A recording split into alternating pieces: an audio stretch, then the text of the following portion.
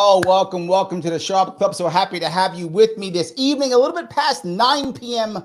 on the East Coast, and it was eclipse day, I guess. So I guess we're all blind from the eclipse or something. I don't know. Whatever. Or did we all get raptured? Whatever happened, I'm still here. So if someone got raptured, it was not me. I'm hoping that was not true, but I guess I'll find out tomorrow when I head around town and see who's actually still here and like who has like shoes laying out or whatever the case may be. We will figure all of this out. But for tonight, I am up late. I'm up late tonight. You might go, Larry, it's late. It's Monday. I know. But on Monday nights, my caretaker allows me to stay up later. So it's okay. My caretaker is Craig. Craig has allowed me to stay up a little bit late tonight. So because of that, he forced me to have him on the show, or he would not allow me to stay up late. So I'm going to bring some people on to talk about a most important thing. Freedom.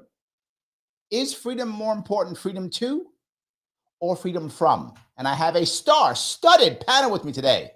The man, the myth, legend himself. He is an election integrity expert and a world traveler. And he does the Pasta to Go podcast, an amazing podcast. The man himself, Craig Pasta Jardula. How are you, sir?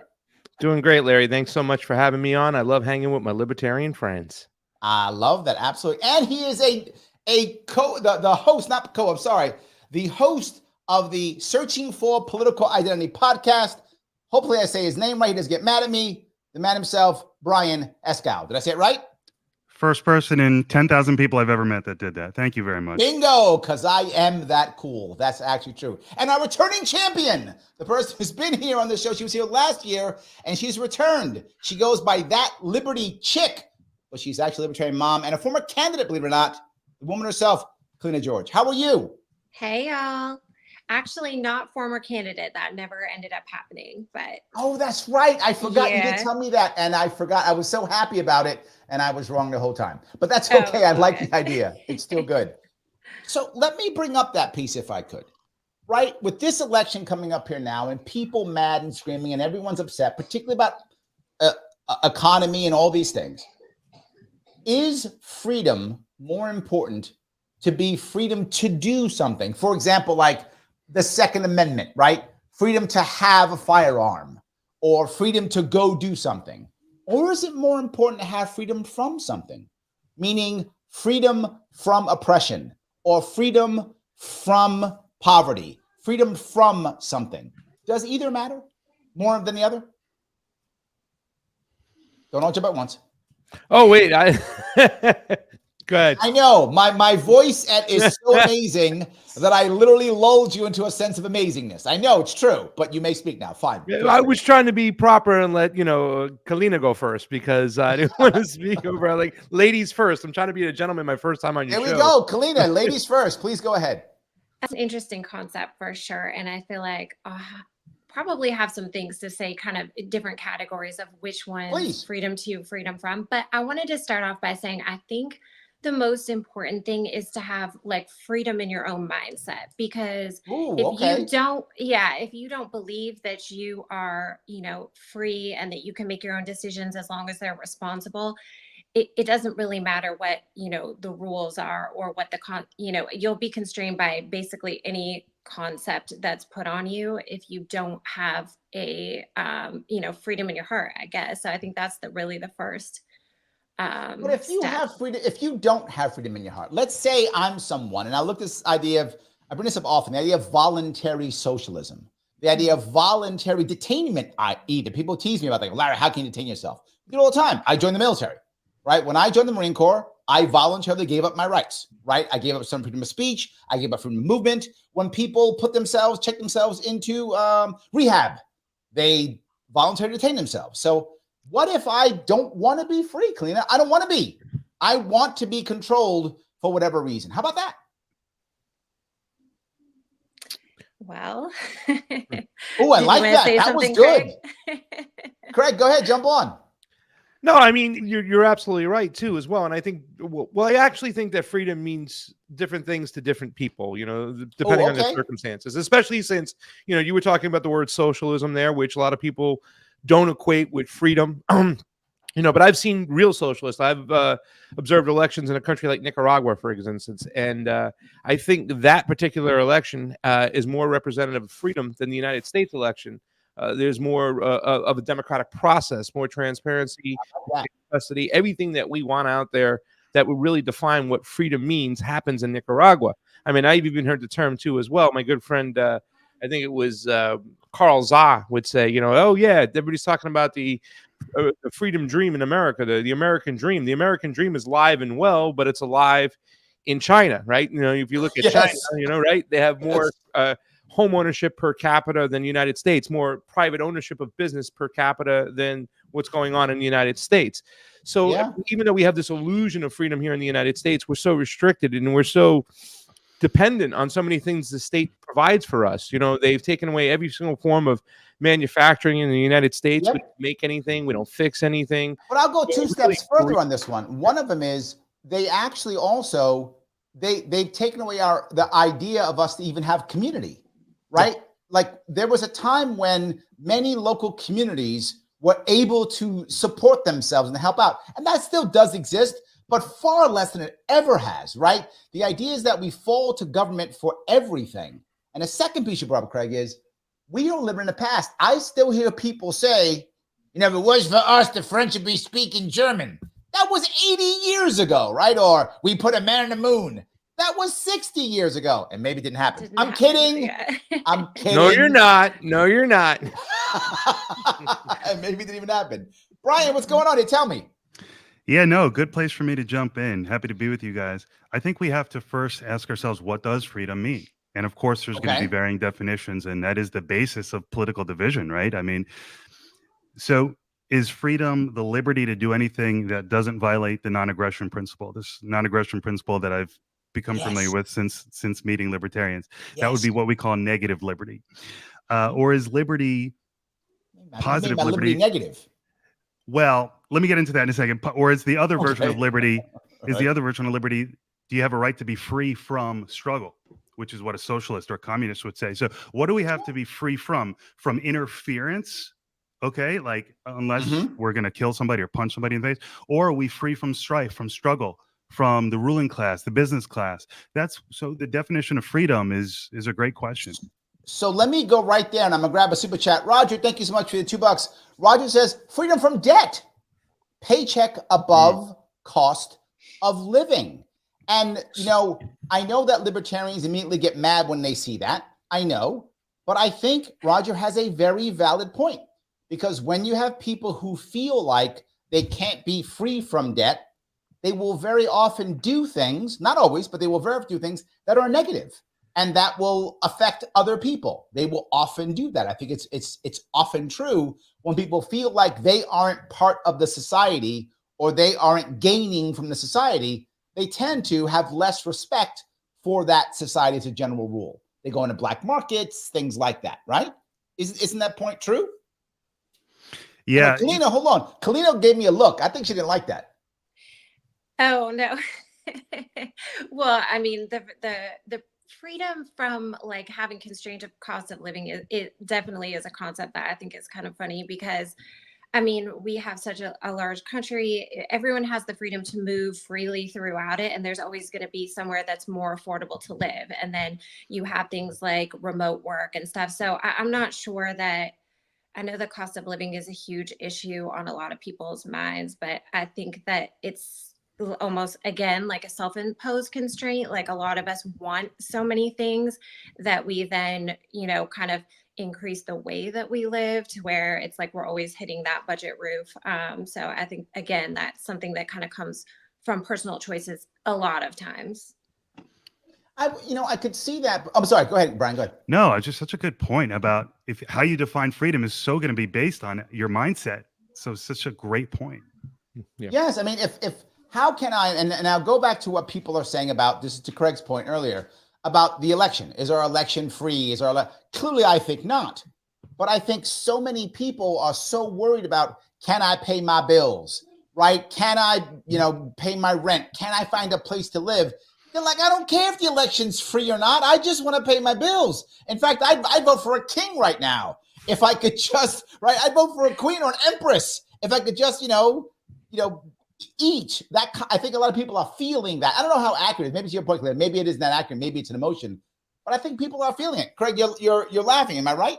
Well, yeah, you are, Larry. And I think a lot of people feel that way. And it does make me think, going back, digressing to Nicaragua, like I said, these people, I don't like to use the term socialism. I hate the isms, right? Sometimes, because I think sometimes it gets misrepresented, especially when it comes to my libertarian friends, right? They hate socialism because they feel it's a push against freedom.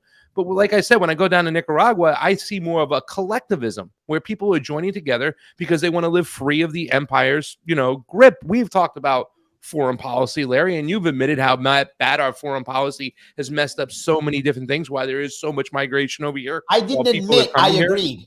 Yeah, you did. I didn't admit I agreed. No. Well, wait, actually, you pointed out, because I asked you, and you actually led with that, and I agreed with you, but I've always agreed that's what our problem is, and people will join together because they don't want that empire on their neck. So they group together, pool their resources, and they look at that, more social entities where the government, yes, they want the government involved in healthcare. Yes, they want the government involved in infrastructure. Yes, they want the government involved in education. To them, that is more free than living in a society which is, thrusted upon them by the United States from time to time in the past. Well, let me go a little bit off topic. If a good lunatic libertarian says, "Rip Christopher Darnell." Do you need to take off, Kaleena? Okay, she's gonna take off for a bit. Yeah, just for a moment. No, go ahead, please. Christopher Darnell recently passed away. He was on my show a while ago, and he passed away. So rest in peace, brother. We did lose someone recently in our libertarian community. So thank you for that, 99 lunatic libertarian. I do appreciate that. He goes on to another one, and he says, slavery to the monetary system. This is a piece that people don't see, right? So many people don't see it. What they see is, well, it's all because of big business. It is big business, but it's also a monetary system, which trashes the middle class, crushes the poor, and makes it to a point to where, and this is the part that bothers me most, Craig, to your point, it makes it to where so many people are so desperate that they're satisfied with what I call the at least mindset. This goes to what Kaleena was talking about. It's an at least mindset. They go, well, at least I'll have health care. And I'm like, yes, but you're going to have third-rate health care, and the wealthy aren't going to use your health care. They're going to use private doctors. You're going to have terrible doctors, and you're going to have terrible outcomes. They go, but at least I'll have health care.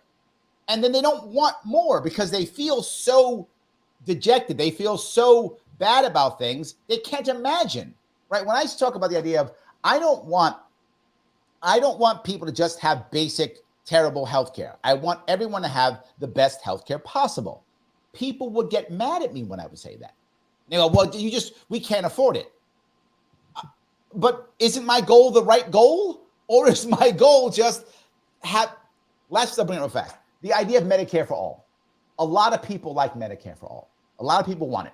And I say, the wealthy people who want Medicare for all don't want Medicare for all. They want Medicare for y'all. They are gonna keep their private doctors. They want you guys, the poors, to have all the bad socialist doctors, and they're gonna write the checks to the big doctors. I see it in New York City right now. There's a two-tiered medical system.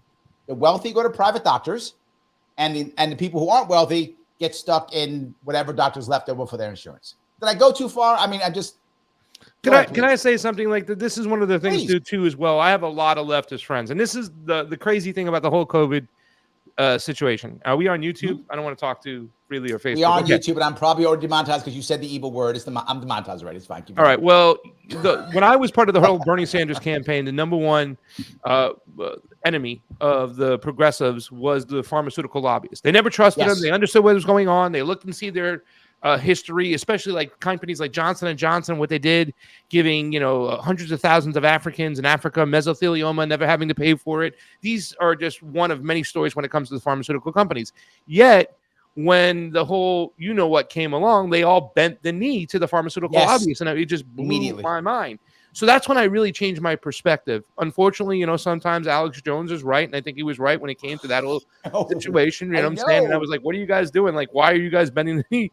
So I adopted maybe some type of like libertarian kind of like healthcare for all. Healthcare for all should be available, but it should be money. It should be a stipend. They should give cash to somebody and say, whatever you want to use to spend on whatever healthcare you want, you deem that you think is the best, then you go ahead and do it. So I've kind of come to some compromise here, and I'd like to see something like that, because we also don't tap into what, you know, Eastern style medicine, which could be a lot cheaper. You know, I've been having a battle with eczema. I've gone through Western doctors my whole life. I finally got it under control going Eastern supplement ways. So if we can have some Medicare for all, but we have some compromise where we give people money for it, those who need it, those who don't, they pay for it out of their pocket, but, you know, do it through tax somehow or whatever, or write it off. Oh, you said tax. No, don't say tax. I know I said the bad word tax. And yes, you said the bad word tax and COVID in the last minute. You're done. Oh, that's it. Now I'm completely trashed. But you know what I mean, right, Larry? I do. Yeah. Look, this is what I said a long time ago, right? When I was talking about the idea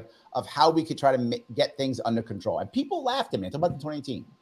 The actuaries already know about how much each person spends on healthcare. They already know this, right? They know, oh, you're a male who's 50 and you have X, Y, and Z. You're going to spend about Y dollars on this. For the sake of argument, $3,000. Sake of argument. If they know that, they just give you a credit card, a debit card. You got $3,000 on it. You can use it for any medical care you want as long as they're medical. Good luck. And people go, but dude, what happens when they run out? There's still Medicare, Medicaid, whatever is still there. It's still there if you want to go to it. But now you have to go to those doctors. What would happen? People would save up that and start going to the right doctors. They might do regular checkups on their regular insurance, but they might do other things that they want, problems using that credit card. They might actually even save up over the course of years. And if you make it by the family, now the family can have it. So now I don't need, but my kid needs it, or my wife needs it, or whatever needs it. I can mix and match that way too. This style can actually work because of one important thing. If you go to doctors now, a doctor's office, if they take insurance, there's 5 administrators, 2 doctors. And the administrators care more about photocopying your information than anything else. They don't care about you. Your appointment's for 2:00. You get seen at 3:45. When you go to a private place, there's 5 doctors, 2 administrators, right? You swipe your credit card or give them a check. Your appointment's at 2:00. You get seen maybe 2:05. And that's why the wealthy will go there. But now, and why do doctors not do it? Because of administrative costs. But now if the administrators could just swipe your credit card, even if it's Medicare, Medicaid, whatever, swipe your credit card, they would try to get you in. They would draw more people in. And now people who don't have heavy means, the best means, would still get good, high quality healthcare. And the market will begin to shift. And I know this for a very important reason. The secondary market outside of major healthcare, like LASIK eye surgery, cosmetic dentistry, body enhancements. In every case, price has come down and accessibility has increased. When I was a kid, LASIK eye surgery was so expensive, they charged you per eye. Now everybody gets it, right? Dental, any kind of dental cosmetic dentistry was only given to like movie stars. Now everybody gets it. You get the government out, let the market work, magic happens. So I'm saying, Craig, you got to tell you know I'm right on this one. Come on. In a way, but I think we're avoiding still the big issue over here, and I think our other panelists might agree on this one. It's the fact that why are so many people getting sick in the first place, right? Like, how does America lead on heart disease? How does it lead on cholesterol? Or, I mean, every single illness. I don't have my cheat sheet over here, but you look down the list, Americans are getting sick. Why? Because the food we eat, the water we drink, the unhealthy lifestyle, everything that's there and stuff. You know, I mean, it just reminds me of the whole abortion issue. We have one side saying, hey, pro-life, the other one saying pro-choice. And I'm saying, well, why don't we just fix the thing of unwanted pregnancies? If there was less unwanted pregnancies, wouldn't both sides calm down so much like that? Why don't we focus on that? So that's what we need to focus as a whole over here. And this is where collectivism comes into place. I'm sorry, but unchecked capitalism will do this. They'll have monopolies, they'll buy your government, and now you have GMOs in your food, you're eating plastics, you're eating this and that. I'm going to show you something. Hold on. I'm going to give you an exact opposite. You ready? Go ahead. Checked capitalism is the EPA. Checked capitalism is the FDA, and that's where all your pain and death comes from. Captured capitalism, and you know no. That's capitalism. Checked, my friend. It's captured capitalism. You know this from the get-go. Unchecked. This is our difference here. Let me give you unchecked. It's the natural food stores and health food stores in local communities. Those are unchecked. Where are all the deaths from those? Nowhere, my friend. The healthiest people you know shop in those unchecked stores, which are only checked by third parties, private sector. You go to those stores, FDA doesn't approve those things. Yeah, but what I'm talking about is the government restricts a lot of those peoples from operating, right? So it's the FDA is bought off to make sure that monopolies only strive, and you can't. They're arresting farmers for giving raw milk out, Larry. You know that it's illegal to collect rainwater in some areas. You can't grow your own food. Some places it's ridiculous. They've made it almost impossible. Yes. So I literally said in New York State, this is what we should do in New York State. I said when I ran for governor, I said this: if you as a farmer agree to sell only within a state, you are immune from all federal regulatory bodies. And Wyoming already does that. This is not a crazy idea. So I'm saying, take it off. You do that, you can sell whatever you want. You can have local people who are slaughtering. You don't have to go to the monopoly for slaughterhouses. No monopolies, which is what happens now. No monopolies for milk. Do whatever you want to do. I'm with you. See, you're libertarian the whole time, Craig. I know you were. Yeah. So I want to ask, so Craig, you're not a libertarian, because I actually agree with you. And this is one of the issues that I have, like where a lot of libertarians get mad at me, because I say that if the government is going to exist and there are going to be laws, it ought to be to protect the individual from large corporations, industries, special interest groups. And, that I say this a lot, and people really push back at me, especially when it comes to the healthcare industry, because they do think that industry should have the freedom to do whatever it wants. And I feel like there's too much money filter into one industry, and then all of a sudden it oppresses individuals. So I agree with you. But I guess I missed in the beginning, what is your political leanings? Well, I said I consider myself to be a leftist libertarian. I'm an anti-imperialist leftist. I just disagree with Larry in certain areas, like when it comes to economics. I believe that central planning can work if it's done properly. I do believe in small government. I do believe that there has to be smart regulations, not dumb regulations.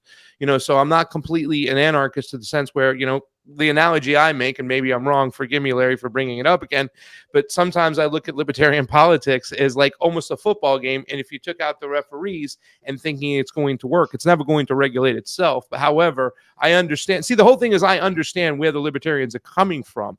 People think that a lot of libertarians don't want regulations because they want to just make as much money as they can in a capitalist society. No, they don't want the vultures to form monopolies and to sway the government to go after the small. So they don't understand that. They don't think that there's any compassion when it comes to the libertarians, and they're just quite wrong. We can just have that disagreement. I just know that a lot of libertarians do not believe in a lot of central planning whatsoever. I still think looking back on your local governments is still more important than what they need, but I think central planning can work. And I do believe that a government can be useful if you have fair elections and you can hire and fire your lawmakers at will. Brian, tell him why he's wrong, please.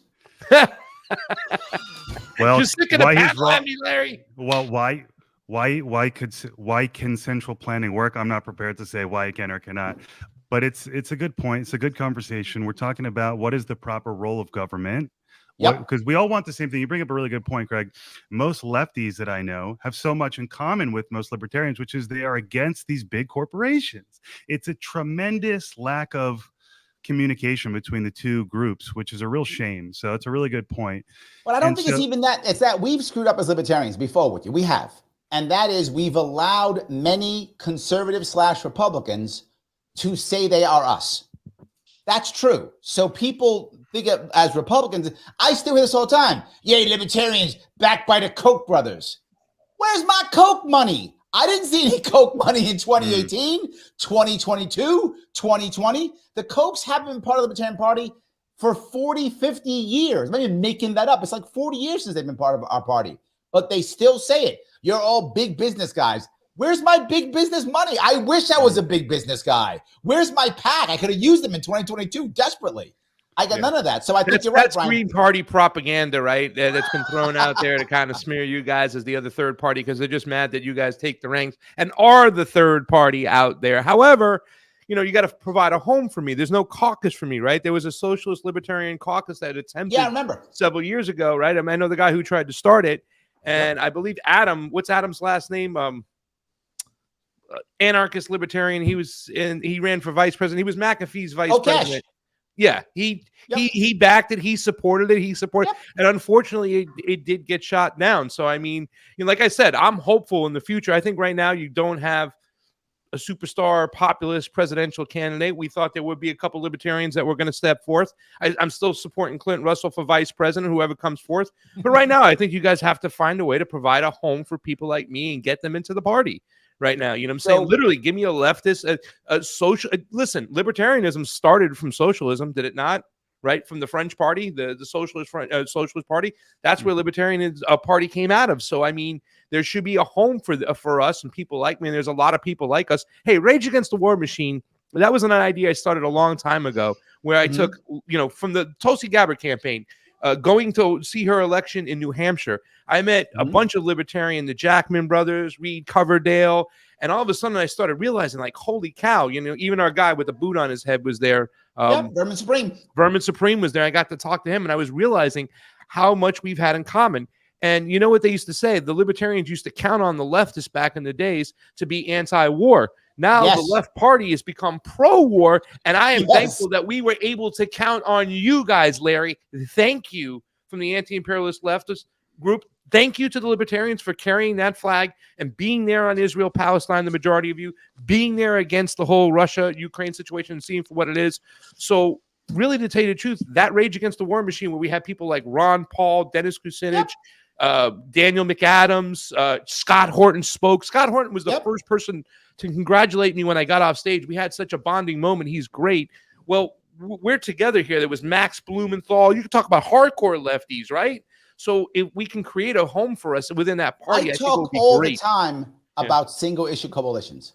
Yeah. I think we absolutely can do it and should do it. But to your earlier point, when you first talked about Nicaragua, because our party system is so broken, we can't really do single issue coalitions, right? It doesn't really happen. Before we go further, I do have to grab a bunch of super chats. They're popping up. I got to get rid of a couple of them if I could. Legacy Zach says, become your own bank. Now, why I like this idea is I have actually been swayed by a guy named Roger Meadows. If I go back a couple of years ago, I was absolutely against public banks, 100% against them. Did not want them at all. I've changed my mind on public banks.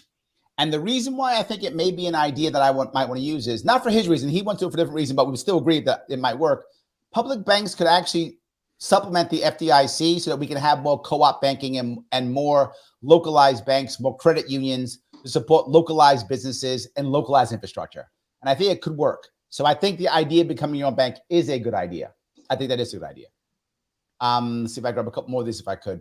If you guys want to say anything on it, you of course, feel free. Lunatic Libertarian says, email link the pandemic to DARPA. Is that true? Does anybody know that's true? Is that real? DARPA has a lot to do with mRNA, vaccines. Oh, so I mean, that's what he means. Yeah, I mean, the Moderna is connected directly to DARPA. Yeah, a lefty's talking about this. Yes, I do. Okay. So yes, it is. It's connected right to it. Excellent. He also goes on to say, imagine diet, real food, home gardening, home production, home exercise, eliminating the healthcare industry. Well, I'm going to say something that some of you may or may not know. I talk about when people ask me. I have been on the ketogenic lifestyle for 14 years now. 14 years I've been on ketogenic lifestyle. I rarely ever eat carbs, here or there. I work out here or there, not a lot, here or there. I stay active, but not crazy. I'm in my 50s, and I go to the doctor once every 4 years when I run for office, so I will have a health thing they can look at for when I run for office. Otherwise, I don't go to the doctor. I don't know if I think I have health insurance because my wife tells me so, but I wouldn't know if I have it because I never check it. I don't go. And the last time I went to the doctor, when I went there, the receptionist said, no, you have to put your prescriptions down. And I said, I don't have any. She went, oh, really? Okay. Then when the nurse took me to the doctor's office, she said, you forgot your prescriptions. I said, I don't have any. Then when the doctor showed me, he says, sorry, Mr. Sharpe, put your prescriptions down. I said, I don't have any.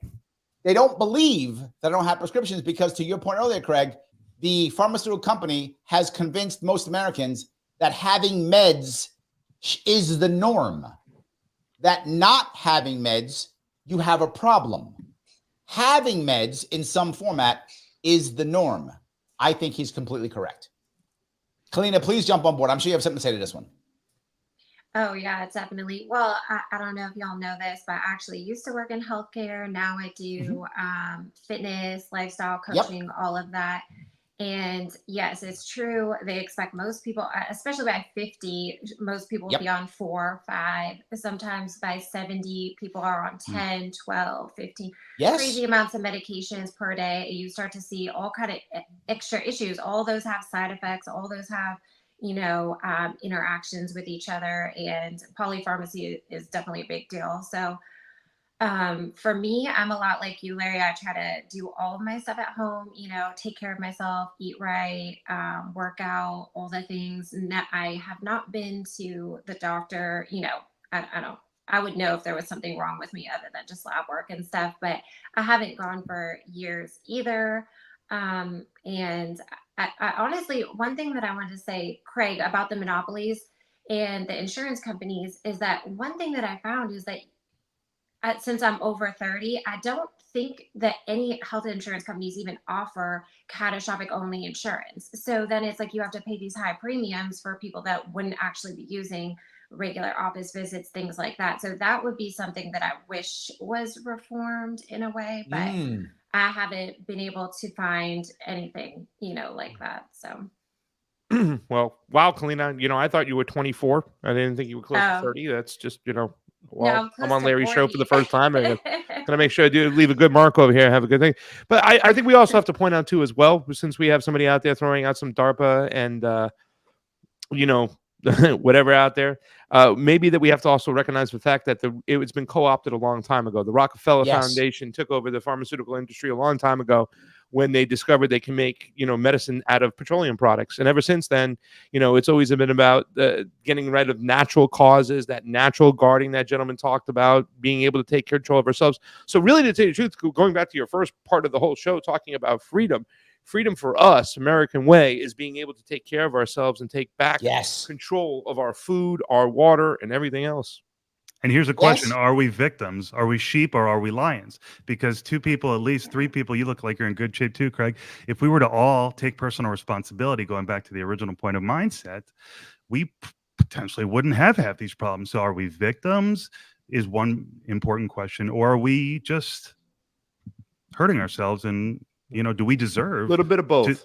Do we deserve to struggle and suffer? A little bit of both. I think that there is an environment too, right? Roger brings this up with his super chat. Thank you for the $5, Roger. His Liberty Chick said it's choices we make as to why we're in debt, but neglects to add choices put before us that lead to bad outcomes. Example, only D and R appearing on the ballot. I think his point's valid. There is, of course, we make our own decisions. That's true. And we're also stuck in an environment, right? If you're in an environment where, say, you're raised by a single mom, the old story of that, right? And your single mom doesn't do well and she struggles and she puts that struggle mindset into your head. So you don't grow up with an abundance mindset, but you grow up with a struggling mindset. So you don't take risks in your life to do well. Or maybe you grew up with a family that was very conservative. And I don't mean conservative as in politically, but conservative in that just get a job, just go to school, just get a job, work for the man, work hard, retire when 65. If you grew up with that, do you just think that whatever the establishment says is the right answer? It doesn't our environment also affect our choices? Yeah, like it does. Oh, sorry. Well, no, just saying if you could really only go to a grocery store and afford only sugar, well, that's a problem. If that's really the case, go ahead, Kaleena. Right. Oh, yeah. No, I was going to say, yes, obviously we're set up to be in debt in this country. And one issue that I've looked at, the student loans, like there's the 2 different sides with that, and they don't actually have a reform idea about how to fix the situation. We have one side that wants to forgive it, but continue to lend. And then we have the other side that says, you took the loan, you just pay back the loan. That's not a solution. So I agree. But I still think, like, going back to Brian's point, like, are we victims or are we lions? Like, I do think that we all have to reach a point in our life where we say, like, this is the circumstances that we live in. Like, we can try and spend a percentage of our day trying to make the country a better place. But the bigger percentage of our day has to be figuring out how to live within the constraints of the environment that we have, or change environments, like as in move to somewhere that we might like better. And we have a responsibility to do that. So I would say that doesn't maybe necessarily happen to us, like you said, if somebody grows up in a really bad situation, but through your adult life, like I say, I think last year I turned 36, I'm 37 now. But so once I was double 18, I told myself, my parents, all the things that they raised me to do don't count anymore. Now I've been an adult as long as they raised me. So now I have to start making my own choices. I am so stealing that, and I'm giving you like no credit. I'm going to give you no credit. I'm going to take it and say I thought of it myself. That's what I'm going to do. That is brilliant. You know what they say? They say thieves steal, but geniuses borrow. Just borrow it and say, be the genius. I'm borrowing it. Can I say something too about this victim or lion topic that or point, that Brian brought up? Because I think it's really important. We have to also understand that, not every one of us is going to reach a form of consciousness. Maybe some, not ever, right? Some people will do it at their own pace and whatnot. Sure. But we have to understand that there's a lot of programming going on. All the media is owned by, that Mockingbird media. It's all owned by, several companies over here. They're putting certain stuff out there. They do it at a young age. Remember, everything we were taught in high school with, in middle school was phony baloney. The empire education they fed us, making us look like Captain America going around the world fighting for human rights, when we're actually, fighting poor people are fighting rich man's war so they can steal all the resources. And, that's the truth about what's going on. So it's up to people to find their own form of conscious. Sorry. Look, I was in the Marine Corps, right? I'm still Marine in my heart, no matter what. I still got ink. Oh yeah. I'm Marine. I still have it, right? I still have it. Yeah. But I bring this up because when I was 19, this is, I think, to Kaleena's point, I was that kid, and you would laugh when me say it. I was the kid who wore the shirt that said, "Kill them all, let God sort them out." I was completely in the system. I was 100% in the matrix, 100% LinkedIn. I would have done, and this is why I have so much support for our veterans, because I know many of them are actually active duty. They're in the matrix too. And I would have gone out, and look, I'm very lucky I never had to go to war. I was in the military in the 80s. So I never had to go to war. I'm very lucky I never had to. But if Ronald Reagan, who was my first commander-in-chief, if he had told me to go kill people, I would have done so.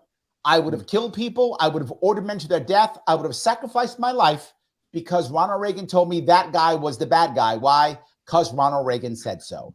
I would have done so. So I get that, people in the matrix, but I think we do have to get out of it. And it had to be when I was 36, Kaleena. So that was the number I went to. So that's when I got out of the matrix. But my point being, I think you're totally right. People do think that way, but we got to get them out. At one point, we got to go no more. And now I'm the opposite. I'm a total pacifist now. I'm exactly the opposite now. I can hardly recognize that guy. Yeah.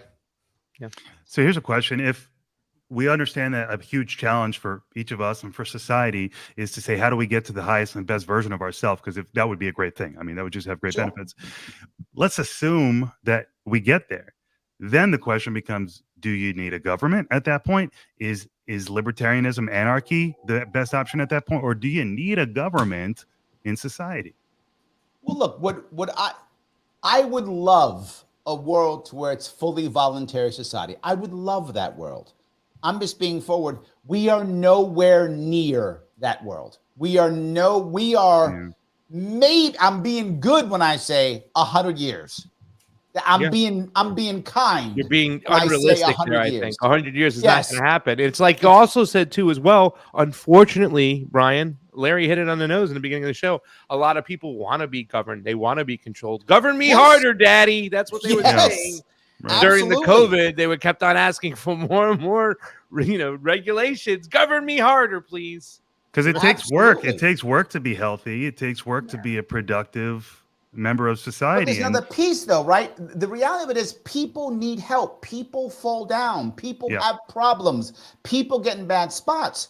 I'm not saying we shouldn't help people. I'm saying without question, we should. We don't. But we should have community solutions for all of these things. And what the lockdowns showed us is that many communities have forgotten. They've lost institutional knowledge to support themselves. They don't even know how to support themselves. We have to move to a world where communities know how to support themselves, where they don't require government, because local communities could actually do that. That's going to take generations, right? Because it took us generations to destroy it. So now it will take generations to rebuild it. And that's what all the time. Localism, getting people back, trying to get people to understand how to have their own community support them. Once we do that, we will find that government will not be as required because we'll have community answers. Right now, we just don't have them. I think we also act in a state of anarchy every day. We don't do things because somebody's telling us we have to do these things and we need to do these things. So there is something natural about it. You know, my old partner from the AM Wake Up Show I used to be on, Steve Boykanism, used to say, listen, as long as you don't have a monopoly on violence, you do your thing, I do my thing, and we go our separate ways. Let's just be, almost adults about the whole situation. And, we're already acting in a state of anarchy almost every single day. We just don't realize it because we've been taught that we need a central government and we need Big Brother in our lives. So that goes back to the point, kind of, Craig, that are we really that oppressed, or are we free, but we just, in our mind, we feel like we're constantly oppressed. But in reality, like you said, no one is really breathing down your neck every single day, telling you what you can do, can't do, for the most part. So I feel like in some ways we're freer than we think already. But I would lean more to the first point that we're less free because no matter what, we have boundaries and restrictions and we're operating in a certain mechanism and whatnot. So even though we are allowed to act freely, there's still a fence. And once they decide to target us, we're only free, Kaleena, until they decide to target us. Right, we're all committing crimes right now. There are until they point a finger. Yeah. Yes, it's when they say, Kaleena, she's getting a little bit too uppity. Let's decide to put her down. Then they decide to target you, and I'm sure you're guilty of something. We're all guilty of something. They will find something, and then they will physically take your freedom away. It's what they will do. Yeah. So, but are there really like a lot of things that you feel like you can't do? I guess that's the point I'm trying to make. Like, I can't make a living on YouTube.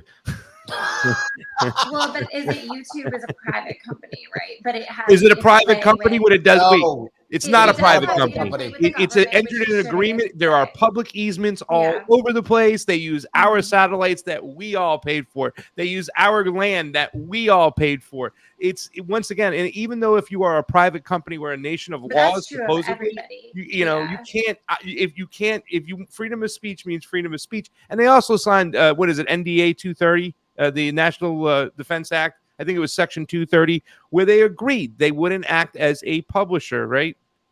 They wouldn't. They would act as a platform, meaning they are free from being sued. They have protection as long as they agreed to not pick winners and losers, and they're clearly doing that, picking winners and losers. They're totally doing it. Yes, and the government allowed YouTube to buy Google and Google to buy YouTube, like Google to buy YouTube. So even worse. Yeah. But guys, speaking of making money on YouTube, I have to get some more of these super chats if I could.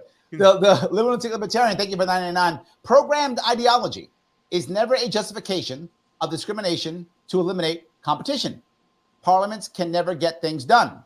Anarchy allows true responsibility to exist.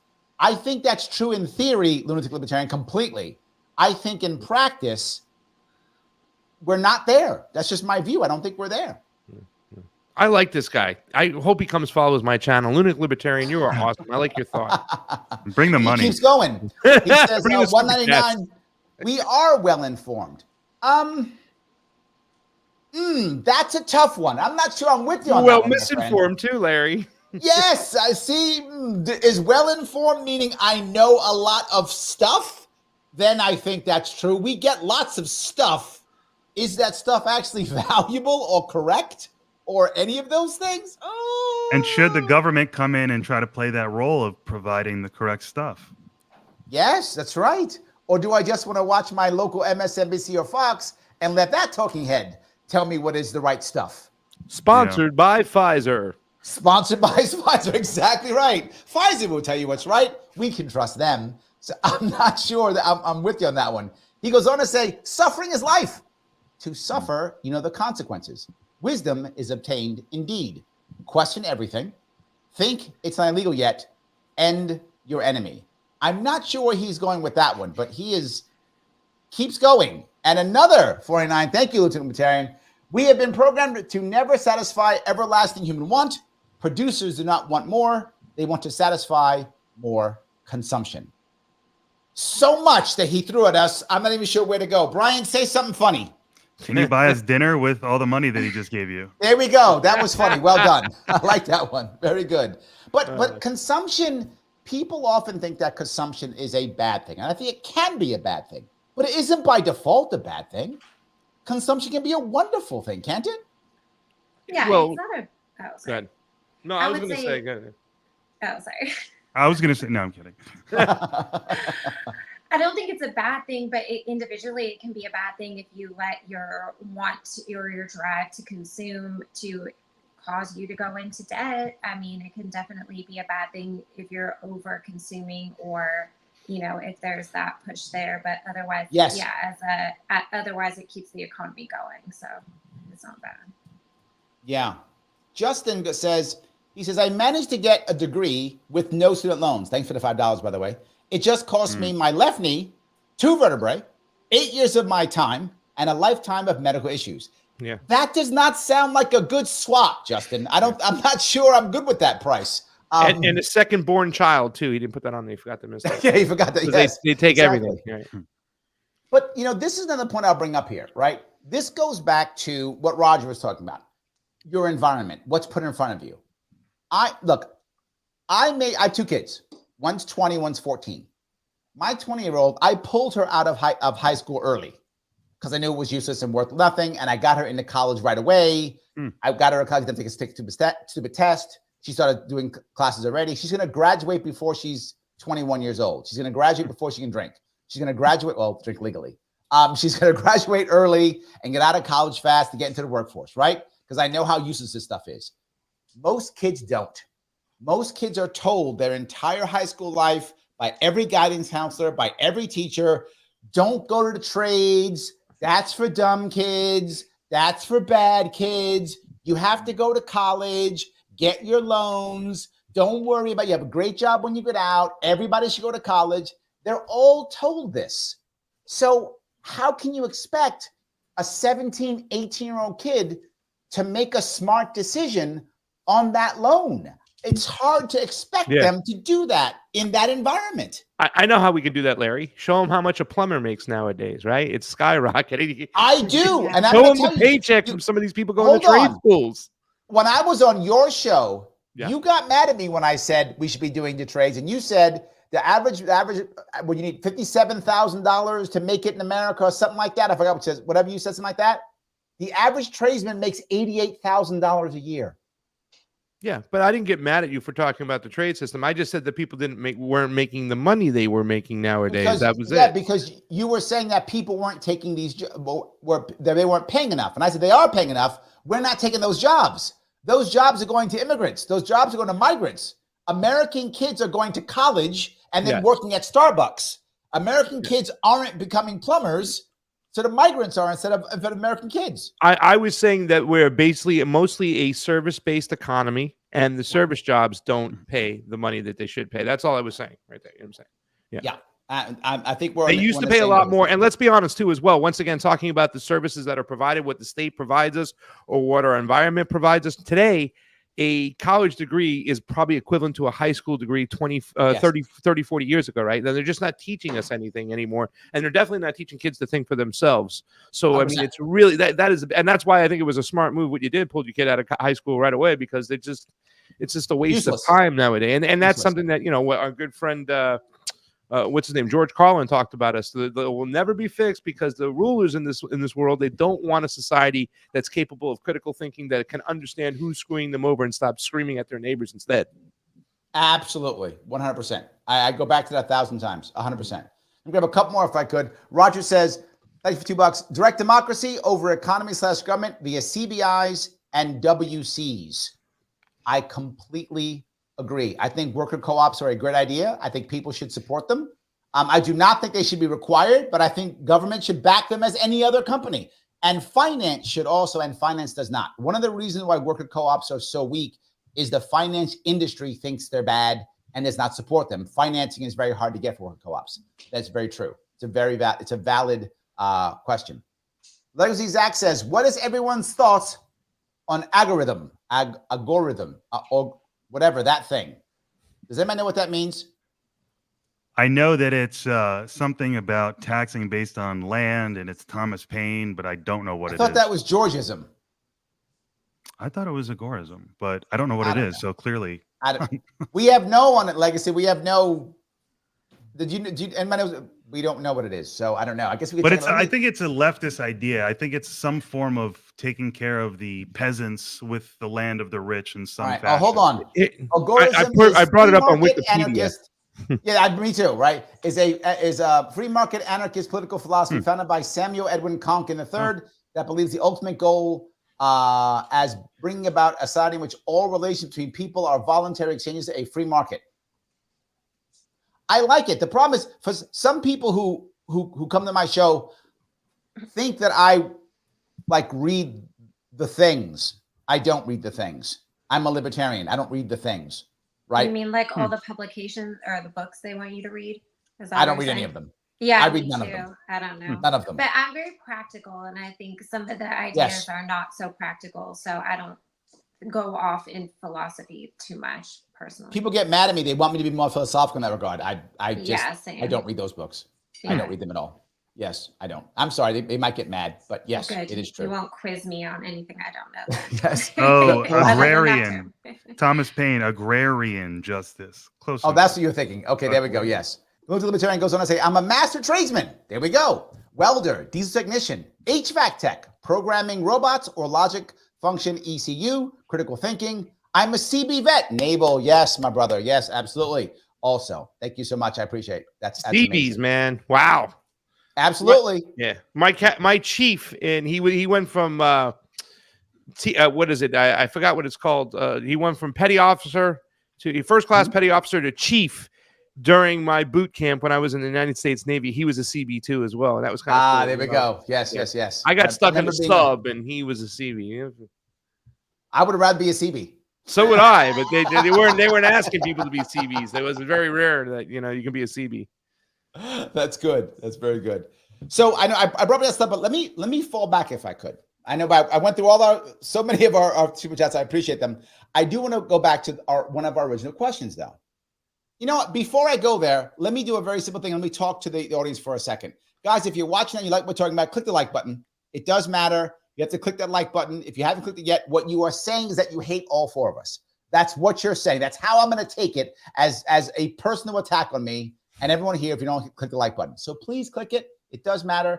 If you're watching on Twitter or X, please repost this or re-X this or retweet this, whatever is the thing. You guys see, of course, you can do super chats if you like. You could also, if you want to, you can become a member if you want to. Click that join button on Larry Sharpe YouTube, $49 per month. Keeps this moving forward. But no matter what, please do one thing, and that is follow these three people that have given us a great piece of their time. You can follow them all on X. You can follow Kaleena at that Liberty Chick, no A, THT, Liberty Chick. You can follow Brian at Brian Eskow. You can also follow Craig at Yo Pasta. All of those. And if you check the show description on both Facebook and YouTube, you can see the details of what they're doing. Follow them, see what's going on to give them the same love you guys constantly give me. Thank you. So, all right, let me, if I can keep going down here, a couple more of these I can bring up here. All righty. Joe says, we must have been raptured. We are in heaven watching Larry. Aw, isn't that sweet? They're all watching us. So let me go back to my original point if I could. Freedom to versus freedom from. Is there a basic level of freedom from so that we can freedom to, or is there a basic of freedom to so we can get freedom from? Am I making sense with that? And the example I'll give you is New York City, freedom to defend yourself. Is this a freedom to have a firearm, to have a weapon? Or is it freedom from being attacked, being robbed? Is it chicken and egg? Which one is more important? Which one's the basics? I am having a little hard time understanding the distinction, to be honest with you, but I can tell you what I think the distinction between negative and positive liberty is, like I mentioned before, which is something you learn in law school, which me going to a few years ago is what really shook up my political landscape. Well, that was a mistake. Yeah. Well, it's interesting to go to law school and then start a podcast, immediately get on X and discover libertarians who say, oh, you learned about the state for 4 years? guess what? We got to nuke it for these 6 reasons. So pretty interesting. But negative liberty is the basic understanding of America's founders, that the government, the basic structure of society should be that the government should be prohibited from doing A, B, or C. A basic stance on government. The government's role is to be prohibited from doing many things. Whereas positive liberty is this idea that you're in the entitlements state, the welfare state, that you should be entitled to freedom from. Rather, instead of the basic stance being let's prohibit government from doing A, B, and C, it's the basic stance should be let's have government provide X, Y, and Z. So but totally I have to touch this piece though, right? The founders, while they were for their time amazing people, no question, for their time amazing people, they were all also elite, right? So if you're already elite, right, of course you want freedom from, because you already have freedom to. Right, you already have a bit of power. You already have a bit of privilege. You are already in a good spot, right? As far as they were concerned, you need to be a white land-owning male over 25, right, to vote. They thought that was what citizenship was about. That's what mattered. So I could see why they would do that. That makes total sense to me, right? If that was my world, of course I would say that. It doesn't mean they're wrong, and I'm not trying to put them down. They were awesome people for their time. But does that change what you're saying, Brian, or not? I don't think so. If you buy this idea that it was an imperfectly executed plan, but the idea being that the plan is really good. So I think that's a strong argument that they were just imperfect and didn't really imperfect. But this idea, I mean, it's all there on paper, right? This idea that all men are equal. Yes, but at that time they weren't. Is my point, right? Yeah. Yeah. What they meant were all men like me are created equal. Right, correct. All men like me are equal. Right. But did they even view slaves as people? I mean, that's correct. I mean, it's a question. Not. Yeah. But they also didn't see Native Americans as people. They didn't see women as I mean, not really. They said men. They didn't even see women as people either. Yeah. They saw a difference between landowners and non-landowners. They saw a difference between those two people also. Again, not to put them down, I'm just being very forward. I mean, again, compared to the rest of the world was like, how can you not have a country without a king, right? So they were way ahead of their time, and they were awesome for their time. But of course, they're going to go freedom too, if that makes any sense. So let me see if I can make it clearer, though. If I am in New York City, I'm bringing New York City because I live here. Do I want freedom from, meaning give me more cops, give me more give me more police, give me more surveillance, so that people will not rob me, freedom from, or let me have a gun and let me do what I want to do, freedom to. What should be the source of my safety, the state or myself? It's a good question. Yes. Yeah. Wow, these are deep questions over here, man. Yes. And we light up a joint. I would always argue freedom to is more important. Yeah. Freedom to smoke a joint on Larry Sharpe. Sharpe. It's more important. Yes, I think it's more important. I think freedom to is more important because freedom to gets me into opportunity. Freedom to allows me to make choices. Freedom to allows me to voluntarily say, Daddy, please govern me, right? I can do it if I want to. I can join a cult if I want to and be governed, right? I can do the thing that I want to do. I think freedom to is more important. And Mike Voss says, freedom to is opportunity and the best. I agree with him.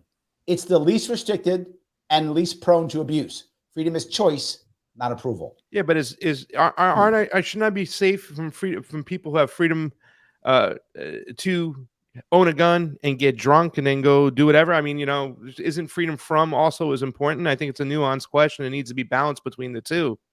Well, I think the hardcore libertarian or an anarchist might say, maybe not an anarchist. Oh, they would say it'd be enforceable with the private court. But yeah, the basic laws, crime still exists as crime. A crime is a crime. So, crime's still a crime. A crime is still a crime. Right. So if I decide, well, there's the other issue. Now you're saying you'll be freedom from that, right? If I have a gun or a knife or whatever, and I want to come, stab you, Craig, for whatever reason, shouldn't you be able to defend yourself? Absolutely.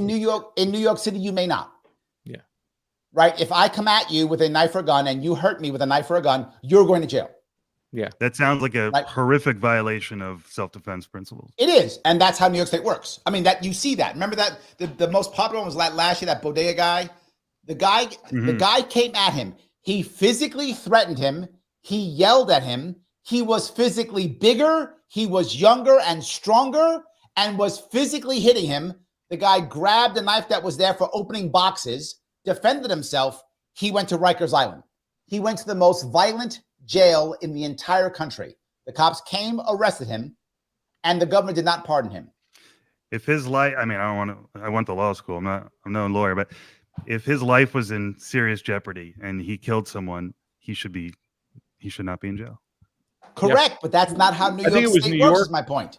That somebody had, like, they created somebody was kind of in the building, coming in the ceiling and coming down into their store, and the guy created like an electrical kind of net, and if anybody came in, and one guy went into the net and killed himself. See, that's illegal. I remember you learned that in criminal law. I forget what they call it, but you cannot post a deadly weapon that would kill a trespasser. That's illegal. Yeah. Based on model criminal codes that have agreed upon by most states. Yeah, I'm actually not against something like that, right? I mean, I don't think you should be setting bear traps to kill people on your property, right? I get that part. But if someone is trying to attack you, right? And again, the worst part is it was on tape. Like, you could see the video.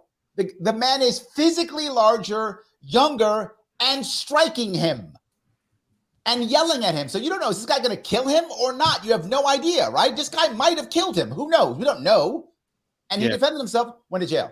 Was it the case that he continued to, when the person was no longer able to fight back, that he continued to attack him or something? No, he just stabbed him one time. That's it. Okay. Nope.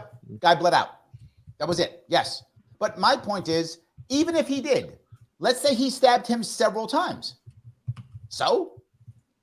Seriously, are you telling me that if some guy who is physically bigger than me, stronger than me, is beating me up, I'm supposed to have the faculties go, I better only stab him once in the leg? No, I'm going to be afraid for my life. I'm just going to stab away. But again, the law will put me in jail because you should have known better for some stupid reason. Because to your point, Brian, right now, the vast majority of all of our judges, our DAs, and our entire judicial system does not care about our rights. They care about the state. Yeah. Remember something. When there is a crime, the crime is not against you. The crime is against the state. So if someone beats me up, the crime is not against me. The crime is against the state. And the state will say, we put him in jail, justice is served. Mm-hmm. Wait a minute, what happened to me? Nothing, it doesn't matter. It wasn't about you. Yeah, but I got beat up. Doesn't matter. The crime was against the state. That's a good point. What is a crime? Yes. I love this. I remember this from years ago from that first year criminal law class. A crime is an expression of moral outrage from society. So from society, it is the state doing something there with criminal law. It's very interesting. Yes, and people don't realize that. They think the crime's against the person. It's not.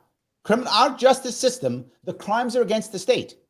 Mm-hmm. You don't get anything. In fact, if you rob my house, Brian, you rob my house, they're going to grab you, put you in jail. So great. I don't get my stuff back because you already sold it, so I get nothing back. I might get, if I have insurance, I might get some of it back, but now my insurance rates go higher, so now I get robbed twice. And then I got to pay for you in jail for the next 3 years. I got robbed 3 times. I get nothing in return. Right, especially if I have nothing. I mean, you could try to sue me civilly, but what do I have to give you? Nothing. Nothing. Yeah. In fact, I'll have to spend more money to sue you. So I get robbed 4 times. So maybe society, maybe criminal law should actually pay the victim back. Yeah, I would like to get money. Send us money. Our judges right now, this is our judges right now. They use like a rubric to decide how much someone goes to jail. Right? He did this, but then he said that, but then I have this, so I put this in. Why do I need a judge? Use an algorithm. Yeah. I'll tell you something. Money we would save on robes. We'd save lots of money on robes. Just use algorithms. We don't need judges. That's such an interesting point, and I don't mean to take this down a tangent, but someday we can have a really interesting conversation about. So I took amazing critical race theory classes in my final year of law school, and one of the classes was actually called jurisprudence, which is a standard law school elective, but this was with the caveat of being a critical race theory style class.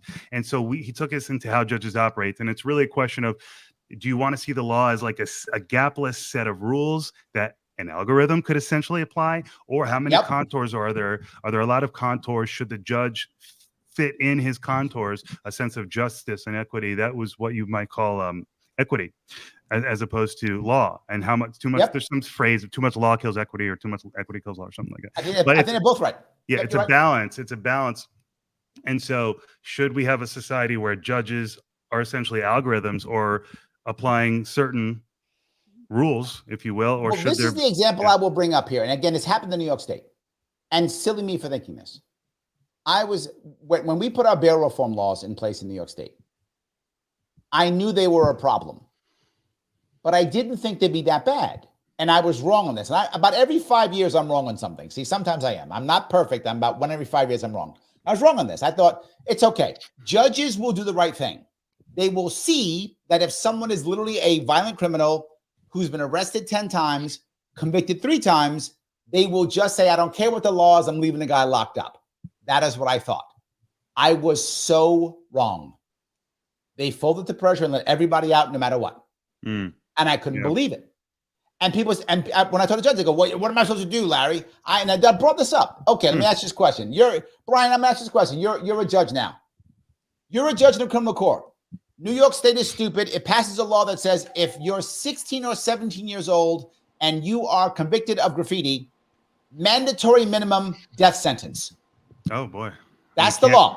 Right. It has been passed, and the governor has signed it. You are now a judge. Comes to you. The jury says convicted. This 16-year-old kid, graffiti. You are now bound by the law to pass judgment of execution. Do you do so? No, I become an activist judge. Correct. And here's the sad part. The vast majority of judges would absolutely do it. And they would go, I'm bound by the law. You are a horrible piece of garbage human being. If you would sentence a 16-year-old to death, I don't care what the law says. You need to become an activist judge at that point. Yep. So at what level do we become an activist judge? And my point is a lot of levels, and we're not doing it. Judges are just becoming machines, and it makes them terrible. You know what's funny is because the conservatives, maybe even the libertarians too, would say that judges on the left become activists, and then that's actually not how the law is supposed to develop. So how do you think that should judges play a role in how the law develops? 100%. They're supposed to check the laws that these idiots make. These empty suits, these brain dead chimps that make laws in the assembly, and that these completely bought and sold governors sign. You're supposed to check the laws. That's your job. Literally, it's in the Constitution. Check the laws. These guys don't know. And I'm not joking when I said no assemblyman looks at the Constitution when they write a law. None. Why? Because lobbyists write all the laws. So they're not looking at the Constitution. They don't care if it's constitutional. These guys don't even read the laws. They just go, oh, how much do I get paid? Yes. Yeah. And I mean, there's a whole other thing. I mean, the founders, how we operate today is different, obviously, than how the founders intended it. And you could say that's good, that's bad, but it is different. It's bad. It's bad. So I would question how much power should a judge have, right? And I think a lot of people looking at Brazil right now would happen to question how much power a judge should have right now. Let me touch 2 pieces if I could. Number 1, Roger says they weren't just elitist Larrys, but they were slaveholder too. Agreed. Yeah, not all of them were, obviously, but many of them were. Correct. Absolutely. And they were imperfect. There's no doubt. At the same time, and the one I'll bring up often is I bring up George Washington. People ask me, who's my favorite president? And I will say George Washington. They go, how can you? He was a slave owner. Because he was the first guy who voluntarily stepped down from power when no one on the planet at that time would have done so. Literally, there's not one president, king, there's no presidents in the world. But at that point, there's kings and princes and all over the place. None of them would have stepped down ever, no matter what. And he did. As flawed as he was, as a slave owner as he was, and screwed up, he didn't even free his slaves on his death. That's pretty crappy because that was done, right? That was a thing that people of his time did do. They did free their slaves upon death. He didn't even do that. So you're correct, Roger. But let me go to your point, Craig. You want the activist judge? Look, if I have to fight between where we are now and the Brazil judge, let's have that battle. Right now, our activist judges tend to be activists for exactly the wrong reasons constantly or nothing. They are activists to secure the elites. They are activists to secure the law. They're not activists to secure rights. And if they're that, Let's have that battle. Why aren't judges going back and forth with appellate rulings, back and forth, trying to figure out who's right and who's wrong? Let's do that. I'm okay with that battle, Craig. I really am. I'm okay with that fight, right? I think that's a fight we should be having, and sadly, we're not having it at all. So, Joe says, Kaleena hit on a good point. We spend up to what we make. Can be 30,000 or 300,000. Can still be paycheck to paycheck. Is that real? I mean, if I'm making $300K a year and I'm paycheck to paycheck, I might still be paycheck to paycheck, but my lifestyle is really good relative to someone who's making $30,000 a year, paycheck to paycheck.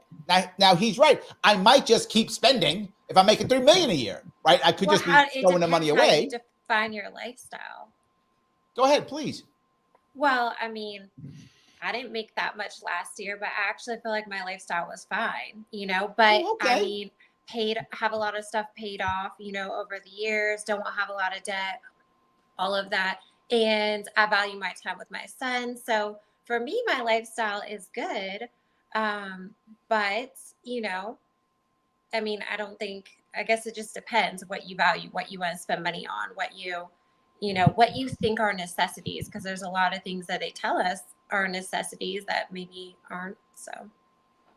Yeah, but see, we were talking about food and such, right? And I live in an area of New York where I can go, I don't live in a food desert at all, right? Where I live in New York, I can get high quality food walking distance away from me, right? That's what I can do. But if those of you who've lived in New York or do live in New York now, you know, there are places where that's not realistic, right? That if you don't have a car and you can drive outside of your neighborhood someplace, you realistically cannot get high quality food, right? For those of you older, remember there was a TV show called Good Times back in the 70s. And for those of you who remember that, they actually did a show on that. They were talking about how some of the local meats would make you sick. The local places were bad, that in some parts of what they used to call, now they used to call the ghetto, right? In the ghetto, that you couldn't get good food. That's still true. To your point, Brian, in some places, to get high quality food, it's either going to cost you more money than a realistic person there can actually make. Yeah. It brings up a really good point. Like, do we all have the same opportunities? Because if we don't, then you can't. It would be immoral then to go right to anarchy tomorrow. So, agreed. Yeah. That was my entire point. I completely agree. Would I love to be there? Yes. We are nowhere near there. We're not there. And that is my worry, right? Patty says, freedom is being able to do as you want, so long as you can live your life happily and content without stopping someone else from doing the same, as long as you don't hurt, maim, or kill another. But you bring up a very vague point. This is what Kaleena's saying. What's happy, right? Kaleena's saying she's happy this year. Will she be happy next year? We don't know. Will it have to do with money, health, friends, family? And why the hell did Thomas Jefferson include it in the Declaration of Independence if it's so vague? I said all the time, pursuit of happiness. But what he says is pursuit of happiness. Goes back to what Mike said, right? Mike said the freedom to opportunity. He doesn't say your right is life, liberty, and happiness. He does not say that. Pursuit of happiness. Freedom to. Freedom to. Yeah. So next year, if I thought I wasn't happy, wouldn't I have the ability to pursue endeavors that increased how much money I made, that did different things like that? I think that I feel like most of us have more opportunities than we think. And that's where I say a lot of times it's a mental block that people have, that they think that they can't get out of that situation of, you know, that they feel locked into. And sometimes, you know, struggle. I think we talked about, like, how do you reach your highest self? Or somebody had said, if we were all our highest selves, things would be better. Struggle is what gets us there. Struggle is what gets you to that level where you can say, oh, I could be creative in this situation. I could figure it out. I could come up, you know, watch what other people are doing and figure out how to do what they did. And most of us, if we don't struggle significantly, we're not going to get those skills, in my opinion. Right. Yeah, I think it's right. Dave says, government is judged on intentions. The free market is judged on results. I think that's a very valid point, right? Government programs, it's we tried, we did something, we serviced people. We didn't actually fix anything, we serviced. free marketism results. That's why I always say, if I can create a market system, I always want to, whenever possible. If I can create, something with this competition, I always want to. I mean, am I off here? You know what? I guess what would be the most satisfying thing to hear from a political leader would be to say, hey, the end goal is freedom, liberty, freedom too. The end goal is negative liberty, where we don't need the state, but we're not there yet. So let's work together to get to that point. That's good stuff. Justin says, I am single, 35, no kids, no debt, make $50,000 a year, and can't qualify for a one-bedroom apartment based on my income. Housing availability is a real problem people don't talk about. This goes kind of back to what Craig's talking about, right? The idea of you need so much money to deal with this. And I guess the other issue then becomes, Patty says happiness. Well, what if, I know, Kaleena, you would say, well, he can always move. I think that's true. I was just going to say that. However, but is that happiness? Look, are unaffordable. Yeah, but I'm going to talk about where I live in New York City, right? I can go live in a bad neighborhood if I want to. And I came out of a bad neighborhood. I know what bad neighborhoods are like. But is that what freedom is now? Freedom for me is to move into a bad neighborhood because I can afford it, or Justin has to leave where he wants to live to someplace he doesn't want to live. I mean, and what if that guy has family members, community, things in that area that he's very close and attached to and stuff like that? He's not free to live a comfortable life at all. That's reality, though. My family lives in Washington State. Do you think I can afford to move back there and still spend time with my son? No. So I live in an affordable state, and I would stay here. Even though they have wanted me to come back a lot of times, it's not affordable. It's not economical. It's not going to be, able to give me the life I want. So I would rather live in a place that I can do that with economic freedom. More power to you. A lot of people can't do that, right? They can't. Look, some people can't even afford to move. Yeah. Well, you say, okay, sorry. I'm not going to have this argument with people because I could say there's a lot of things that have been very economically difficult for me, but you can figure them out. And if we don't have that mindset and we're always, wanting to be free from and say that, the government's going to help us be free from economic hardship issues that we have, that's going to make us weaker over time. So the times that made it so that I could afford different things was when it was difficult, and I want you to have that argument with us while you're here. What are you doing? Go have the argument. Have the argument. Who's arguing? I'm not arguing. No, she said, I don't want to have that argument. I'm like, no, have the argument. Literally, I want you to have the argument. Yes. I will have a conversation. I'm not arguing. But I think you were saying, it's the point about mindset, Kaleena, right? Yeah. Kaleena, you're saying, no, people do have the ability to develop that mindset. And so regardless of what we think about anything about politics, I think we need to have a society that is cultivating that lion mindset rather than the victim mindset. And for whatever reason, we've got all this victim mentality. Yeah, true. And I think it's great to push people towards the lion mindset, but I also too think it's okay to point out, like, an area where you're at, Larry, where people used to live in Brooklyn and other boroughs, whatnot, for a good price. Their families lived there for many years. That's where they're comfortable with that. But now, because BlackRock and State Street have come in and run the place up and bought everything up and used their powers within the government to do so, I mean, we should be able to speak out against that too as well. We shouldn't be forced to move because one particular company or two particular companies mess with the system, cheated the system to push everybody 100%. Out so they can make more money. Agreed, 100%. Now, I do want to go back to a bunch more of these comments. Before I do that, I want all of you to tell everybody what you're doing, like what's going on with you this week. What are you doing? What's happening? Yeah. Brian, start. Tell us. What are we doing? What are you doing? What am I doing? What day is it? It's Monday. I've just had several guests on my podcast. I think I've got one set up for Saturday. I'm not sure. I'm doing it on weekends now. So this week I'll just be working my job and enjoying the fact that I had two great guests this past weekend and then eventually getting ready for this weekend. So how do we find your show? Call your grandma and ask her to pull out the phone book. No, go to Searching for Political Identity wherever you listen to podcasts. It's not a great catchy name, but it does explain what I'm doing. So, there we go. Excellent. Kaleena, tell us what you're doing.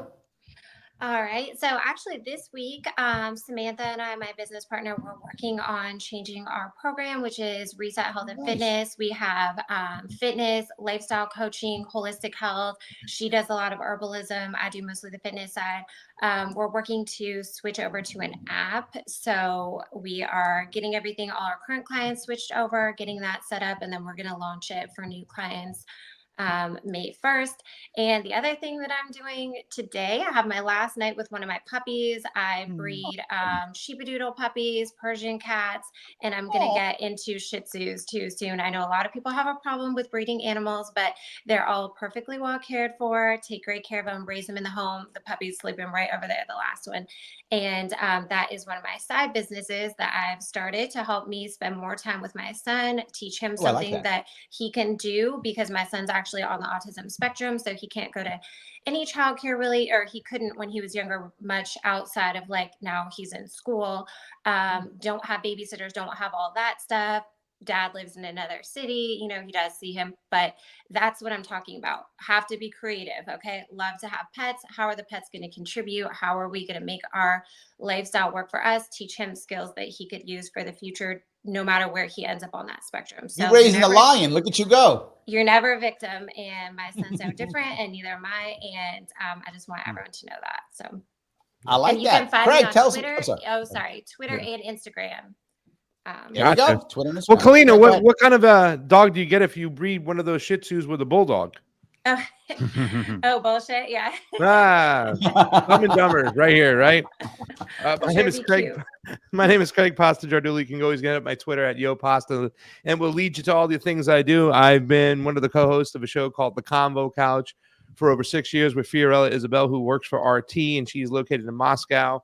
And we still kick that show here and there. That's that pillow right behind. But my new show is called Pasta to Go. I was able to host for Jimmy Dore for about 4.5, 5 months. And coming off that show, I decided to start my own show. And it's Pasta to Go with the number 2. And you can find us on YouTube, Rumble, Twitter. Rockfin is the other one, of cryptocurrency-based platform, where when the Convo Couch was demonetized almost 4 years ago out of the blue, like I said, we're not free to make money. I wasn't able to click. For the last 4 years, I haven't been able to get super chats, any advertisement money on YouTube. They would give me a specific reason. They said you just, violated the terms of services and the guidelines. But one other thing I just want to point out is I'm coming out with a new movie called Lahaina on Fire Volume 2. I had Lahaina on Fire Volume 1 come out. I went to Lahaina 30 days after the fire. Volume 2, where I made a lot more connections, got a little bit more deep in the paint, will be coming out within 2 weeks. I'm thinking right around there. I've been talking to my editor, and that was 100 days after the storm. And I just want to send a big shout out to Jose Vega there in New York running. He's going to be getting signatures to get on the ballot soon. So you might see me, Uncle Larry. I might be coming bugging you. We can go get some. I love it. He's on my show, I think, next week or the week after. Yeah, he's awesome. Yeah, I got him on. He's coming on 2 weeks, I think. He's coming on my show. So, yes, absolutely. He is a hard-charging guy for sure. He does not play games. Absolutely. Excellent. So let me grab more super chats if I can. I got more popping in real fast. Roger says, thanks, $2. Judges make up rights for dollars. I think it's Speech Corp. Talk about Citizens United, yeah. Oh, yeah. Absolutely. Yes, 100%. Yes. And this is my point. They're doing it for the wrong reason, Roger. It should be focusing on our rights. If government is to exist, as Brian was saying, it should exist to protect our rights. That should be the number one thing government does over anything else. And if they were doing that, that's a battle I'm prepared to have. I know it's not going to be perfect. So he also says Washington is not affordable despite no state income tax. Yeah.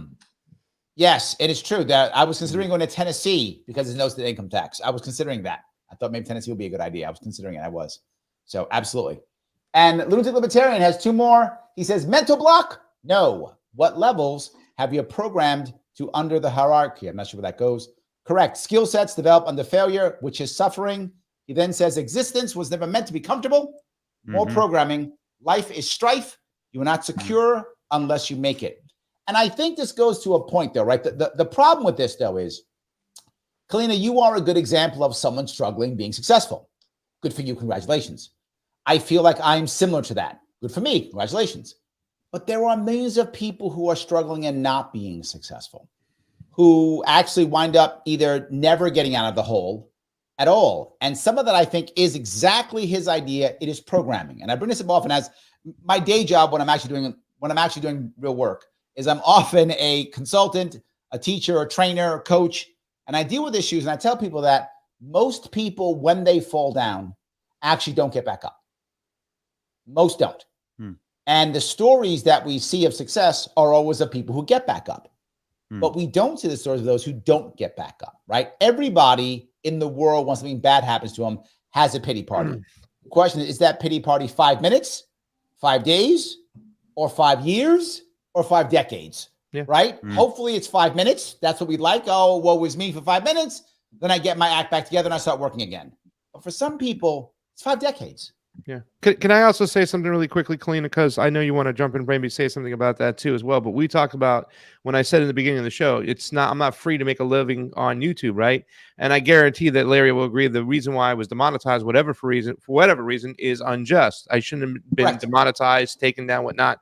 Most people don't survive when that happens in YouTube and stuff like that. They go away and they're gone. You still have the ability to get sponsors that would pay you directly. So just because you lost one stream of income doesn't mean that you couldn't have people. It was 66% of my income. It was the most biggest platform on the planet. It was the public square. I work in medicine and I used to make $90,000 a year. I also left that because of, the lies and different things like that. So I understand we're not free to do exactly what we want, but you're free to take another avenue. That was absolutely. But I'm just saying it is unjust, and you can't. It is unjust, and you can't. I want to touch this piece if I could, though, right? Yeah. The piece I want to bring up here is this goes right to government. Government allowed YouTube and Google to be the same company. Yeah. Government allowed the largest database to buy the second largest database in the country. If we had an actual freer market, your point is much clearer, Kaleena, because he could have just went from YouTube to whatever is the other YouTube like that. He would have went from Coke to Pepsi or Pepsi to whatever, right? He would have to do that move. Government made it harder for all of us to make that work. Government makes it harder by by literally assisting with monopolies, because what the reason the government did it is because government wanted one place to take all the data from. Government wanted one place to be able to bully to take data. And it worked. I mean, we saw it during the lockdowns, right? It completely worked. That the YouTube gives data all the time. So the Google gives out data whatever they want. We saw it. They do it all the time. And government did it for control. If government had not done that, it would have been easier. Yeah, and the same is true for healthcare. The government, there's so many issues with how healthcare is run. You can't just practice medicine any way you want. You can't always do what you feel is right. And that is some of the issues. You can't always say what you really think and stay in the system. So I don't disagree with that. I'm just saying, like, in your day-to-day life, when you walk out the door, or if you want to, go into a new endeavor, like, there are many, many options for most of us. So yes. Well, the scientific libertarian agrees with you. He says the system is rigged. Big wellness is a multi-trillion-dollar industry that doesn't have to prove anything that they sell works. Big pharma has to jump through billions of dollars of research and testing in products that may never get approved.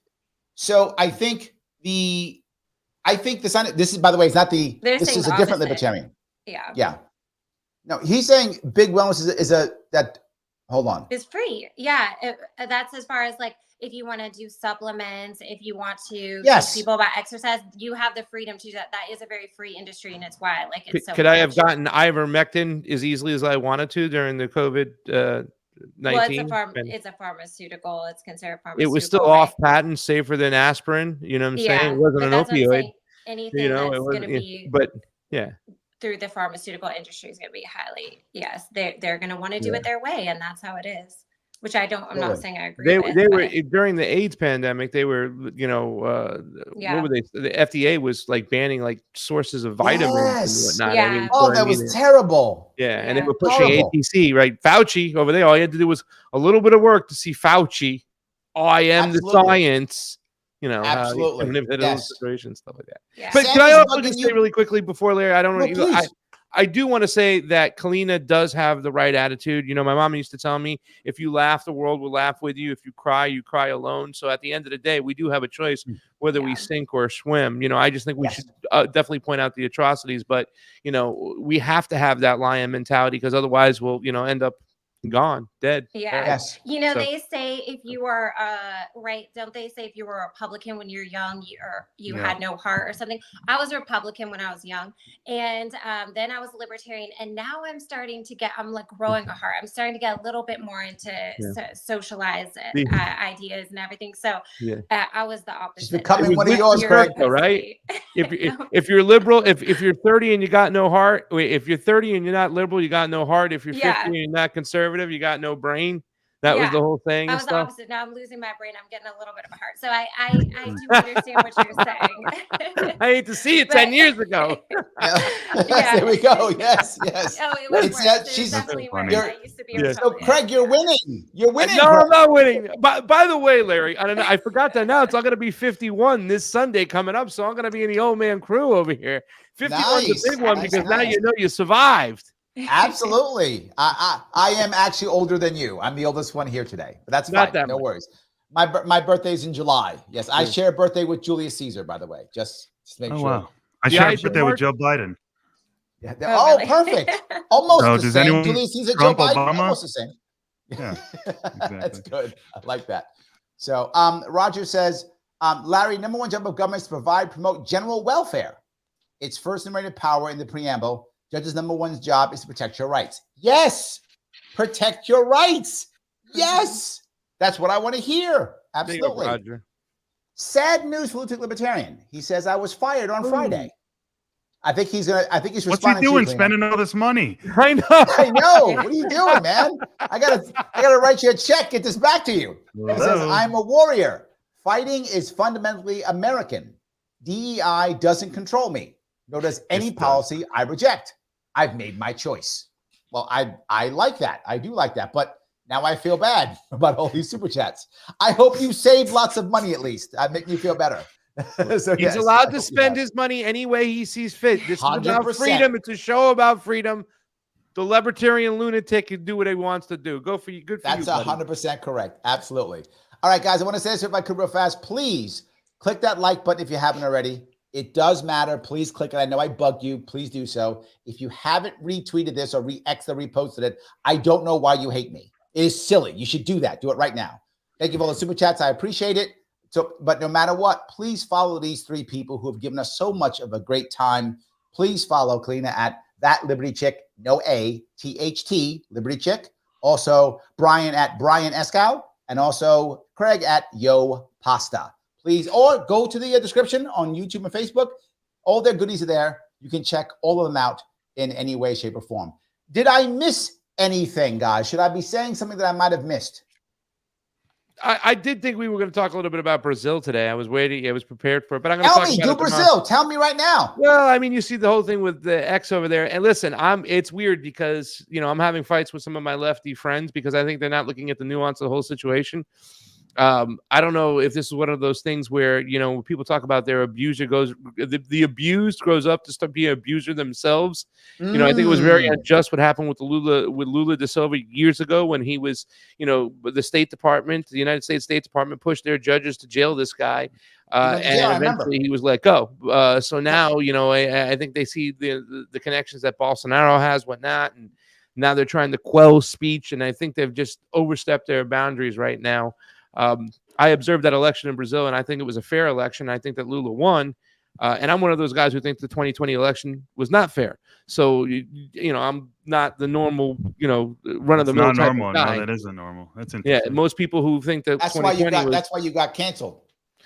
It's funny because a lot of people from the right, I used to speak at the American Project events, which is a Trump, General Flynn's brother, and Patrick Burns event, and that was a lot of patriots of sorts, but a lot of them didn't return my calls when I had my opinions about Brazil. But whatever the case may be, I think the government over there now is overstepping their boundaries. The Supreme Court judge, Alexandre, I can't even remember his name. He's Moise, I believe is how you say it. He's overstepping his boundary right now. What's going on over there is scary. You know what I'm saying? Are they actually going to shut down X over there? I don't know. Listen, if you look at TikTok's been shut down in India. So you can see platforms out there again too. And Rumble, they almost threatened to shut them down in Canada. So it's going to be interesting to see what happens. But, for me, I wish you would see the Lula government and Lula himself come out and push against what's happening over there and change the small things in their election systems to make it even more fair moving forward. But look, this is what, you're disappointed in Lula, I know. But I was saying this a long time ago, and you were teasing me, and you beat me up pretty badly on Milei. Yes. And I said the same thing on Milei in Argentina. I said a long time ago when he first got elected, I said he is going to do things that we don't like. he's not going to have a choice with the world that he's in. And I think Lula's no different. He's going to have to do things that people don't like because he might get disappeared. Who knows what could happen in those countries. He may have to do things that we don't like because he might not wake up the next morning if he doesn't. Fair argument. Fair argument. That's all fair I'm argument. saying. Yeah, fair argument. And so I say, let's wait a year and look back at Lula, what happened actually over time. Yeah. I think then we judge him. We look back a year, see what Milei did, and then we judge him at that point. I don't think any of them are beyond judgment. I just think you have to give them time because of the place where they are now.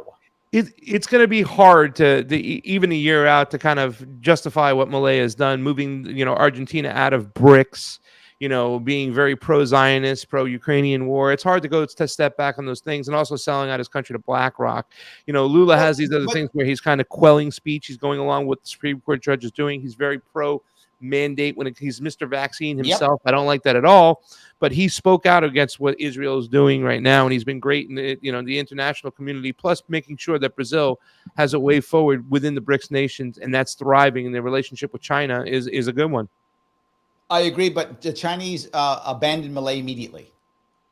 They abandoned him immediately. They got rid of his Chinese credit card immediately. So Milei had a problem with that too. I'm just saying, give him a year is all I'm saying, Craig. I know you want to yell at Milei. Give him a year is all I'm saying. You've been duped, Larry. He's not a libertarian. Sorry. Well, we'll figure that out in a year is all I'm saying. We'll figure it out in a year. That's all. Chris says voluntary solutions, even those designed to help the disadvantaged, are stifled because of the existence of and reliance on the state. These solutions will need support, the state to be obsoleted. That is exactly my point. I think community will always wind up being a better solution in the long run if we're able to build those up. Yeah. That I think is the biggest issue. Living on a community. Yes. Oh, sorry, my bad. No. I don't mind as long as it's voluntary. I don't mind. Look, in a libertarian world, the Amish can exist and thrive.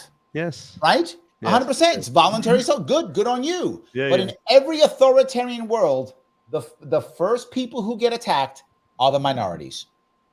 In any authoritarian world, whoever is your minority in your group gets attacked first. In the libertarian world, you do you. All good. No worries. So, guys, anything else you want to bring up? That's it. Excellent. Guys, I want to say thank you so much for today. I appreciate all the time you gave me. Everybody here who's listening, do me one small favor. When this show is over, head back to the platform you watched it on after it's over and put a comment. The Al Gore rhythms like it very much. Please do that. I would appreciate it. I will see you all. By the way, I will be on my show tomorrow, radio show, WYSL call-in show, 1 p.m. Eastern. And also, I will also have a show again at 7 p.m. tomorrow also. And 8 p.m., the post-gun control debate show, 8 p.m. on Wednesday. You will see me. I will have 7 shows this week. Yes, I am going crazy, but I'm doing it all this week. I will see you all